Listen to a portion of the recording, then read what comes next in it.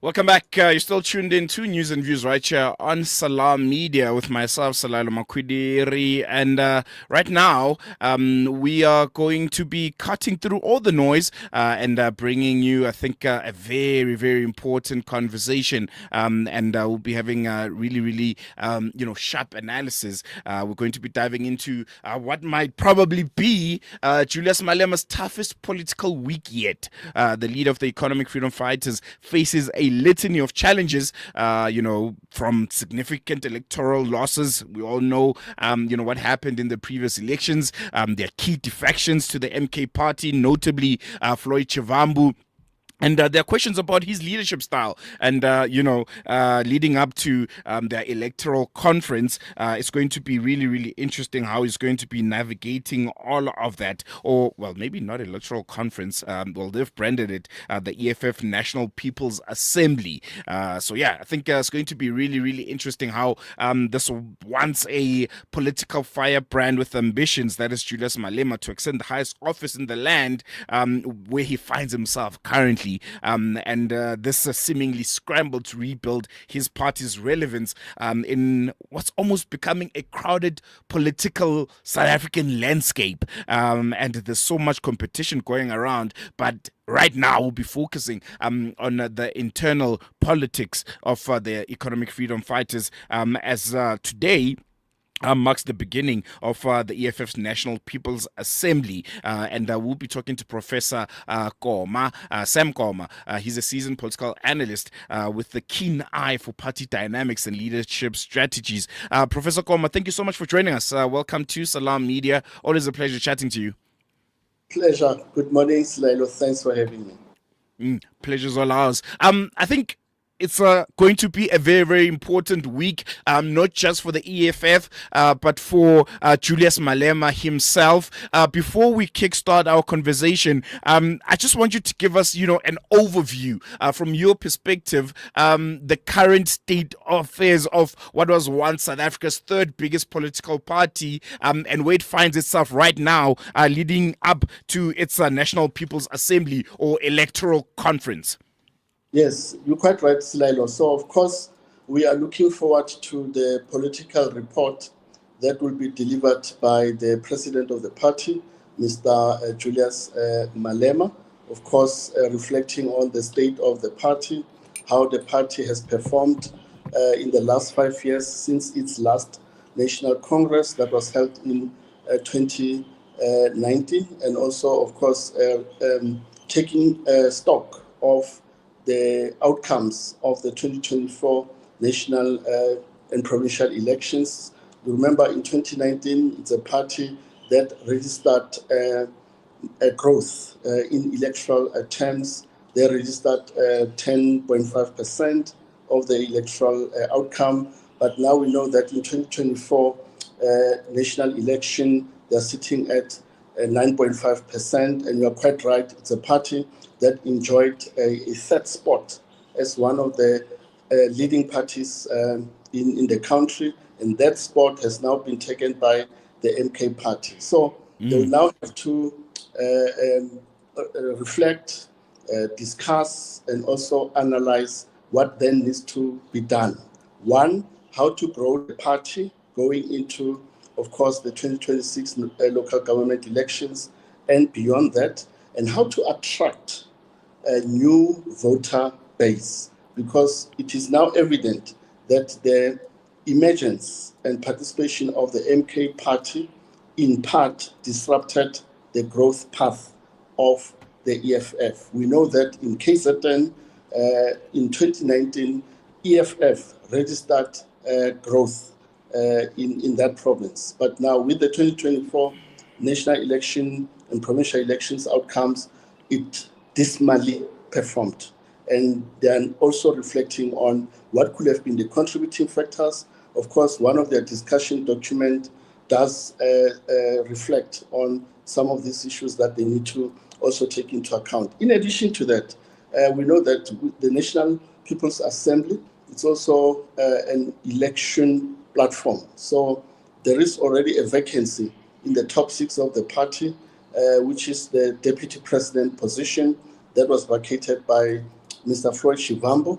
They will now have to nominate and also elect a member who will ascend to that position, and also looking at the rest of the top 6 positions. But we know that Mr. Julius Malema is likely to be re-elected as the party president, and also we know that the SG, that is the Secretary General of the party, Mr. Dlamini, is also likely to be re-elected into the post. We'll have to see who gets into the position of the DSG, the Deputy Secretary position, the National Chairperson position, and also the Treasurer General position. Definitely. I want us now to put almost like a microscope or a magnifying glass on the leadership of Julius Malema.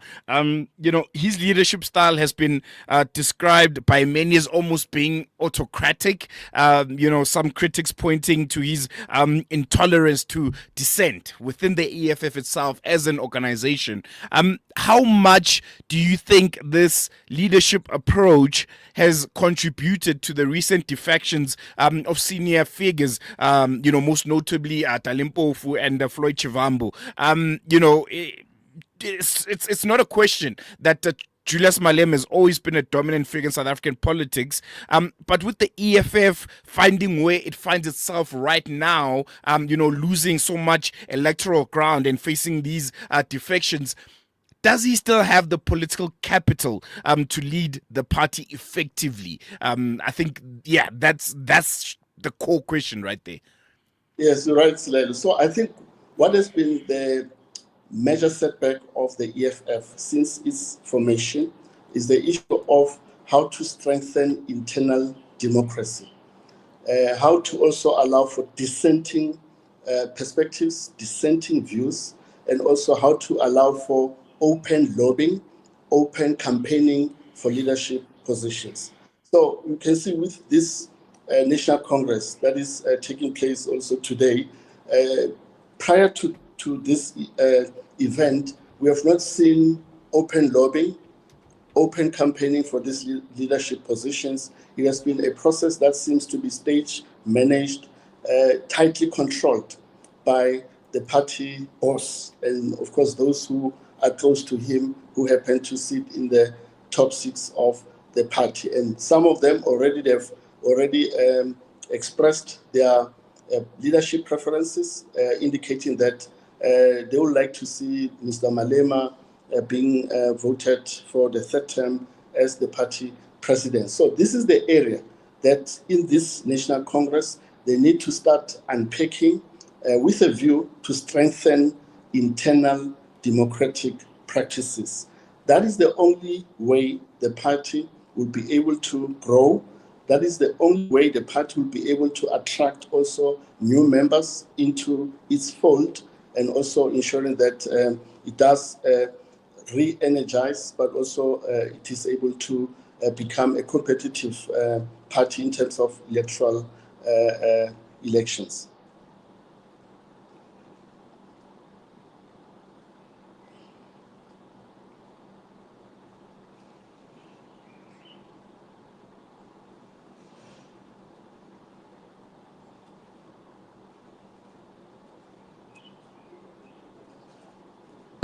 Only at Sapphire Global, your financial partner. If you are looking for Islamic, Sharia, and ethical financial products, look no further. Sapphire Global offers a wide range of financial service offerings from short-term to life and investments. A full-service center with all financial requirements under one brand. Our highly skilled and experienced consultants are ready to help protect your financial future. Contact us on 041 001 0184 or visit our website on www.sapphireglobalfs.com. Sapphire Global is an authorized financial services provider. Shimmer, sparkle, captivate.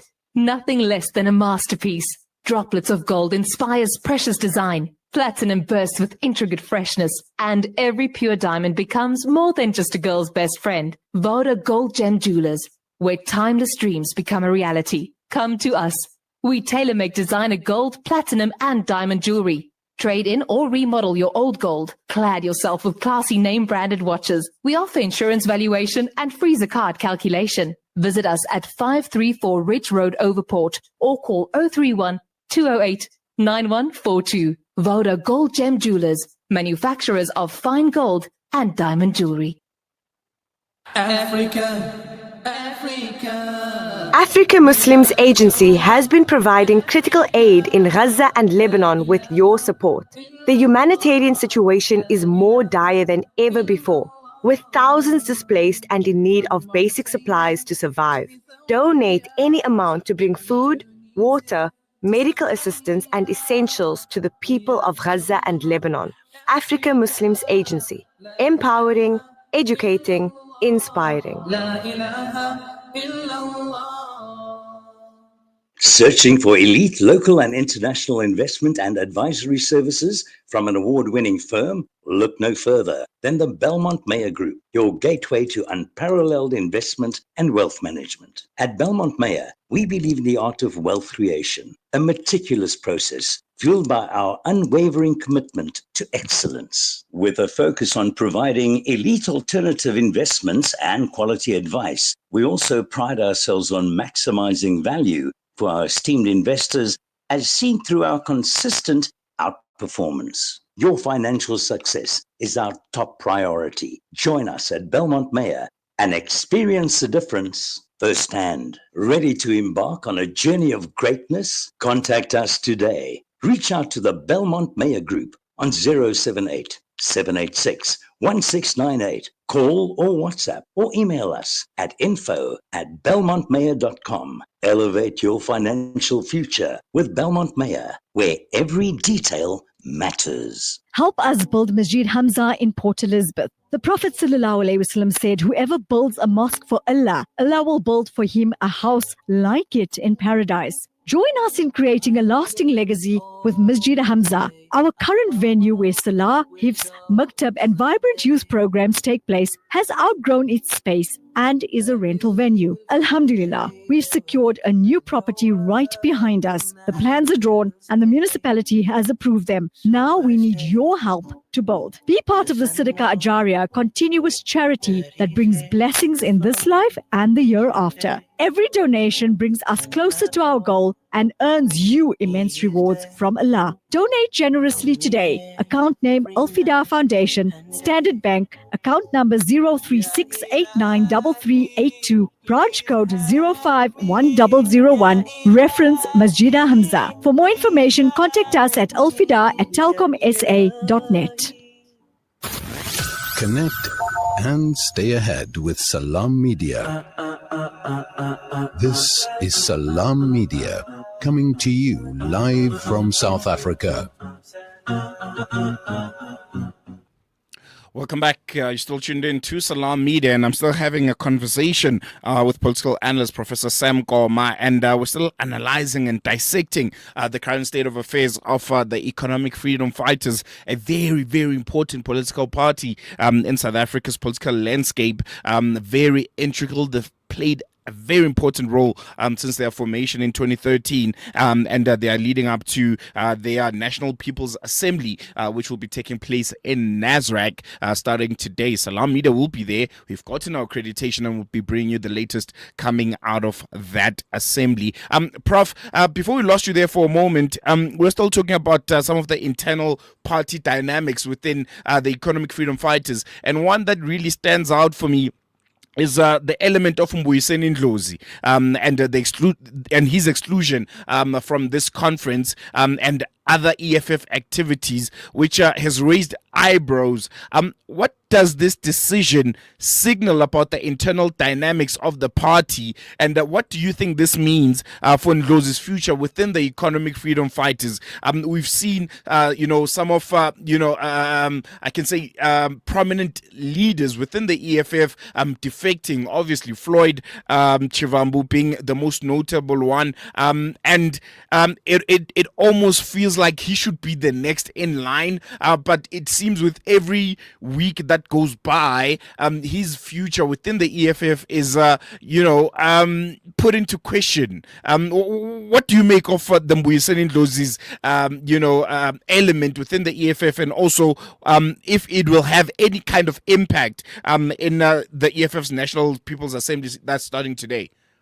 Yes, Silalo. So it boils down to the point that I referred to earlier, internal democracy. So what has been happening around Dr. Ndlozi speaks to these undemocratic practices and tendencies that have since crept into the party, and they have to deal with that. As I said, they need to begin to allow for open lobbying for positions and open campaigning.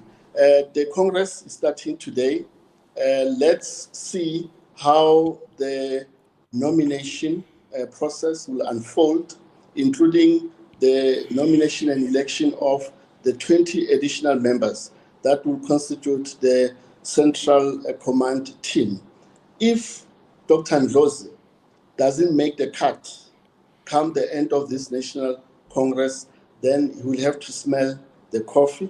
The writing will be on the wall that he may no longer be welcomed in the structures of the party in terms of participating in the decision-making and leadership structures of the party, because it will mean that he will now become an ordinary member.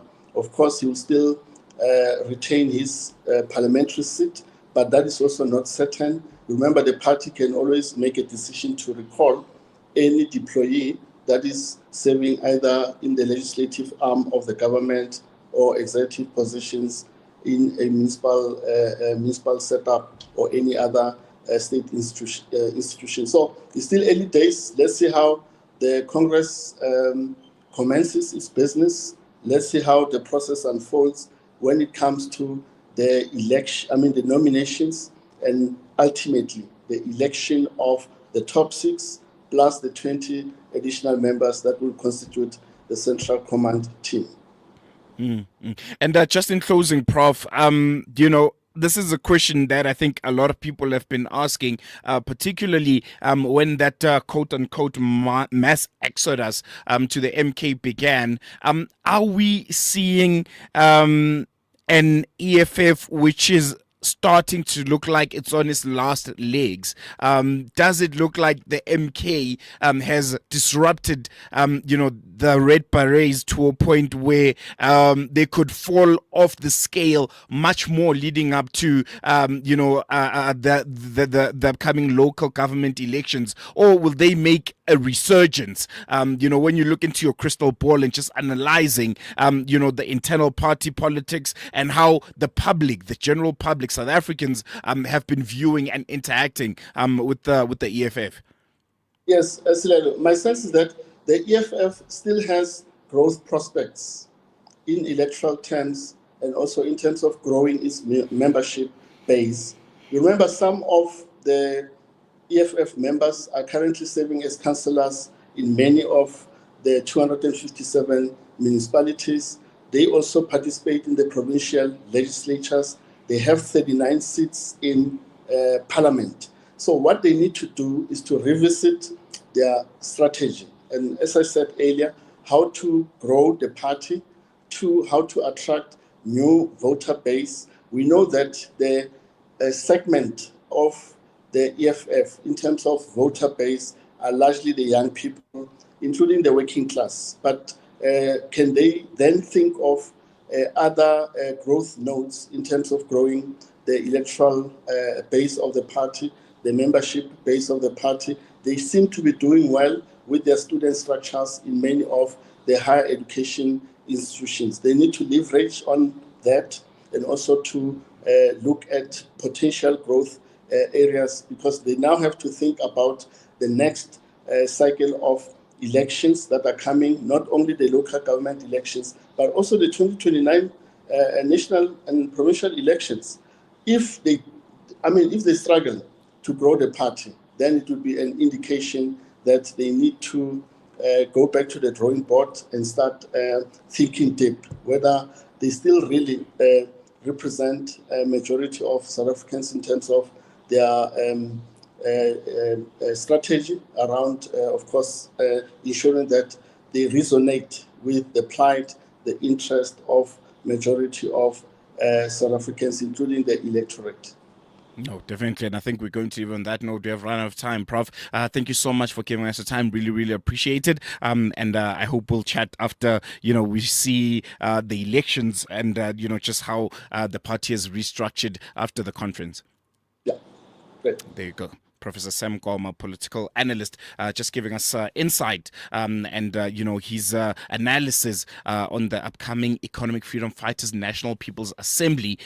This was a strategic analysis, just looking in depth into the party's internal dynamics and how that assembly and electoral conference might pan out. So really interesting dynamics. We'll be there at NASRAC as Salam Media, and we'll be giving you the latest on the restructuring. It almost feels like a rebirth, a reconfiguration of the Economic Freedom Fighters as they try to find their feet after, I think, a very, very disastrous 2024. So yeah, really, really interesting outcomes and dynamics that will be coming out of that National People's Assembly. We're going to take a quick break. When we come back, News and Views continues.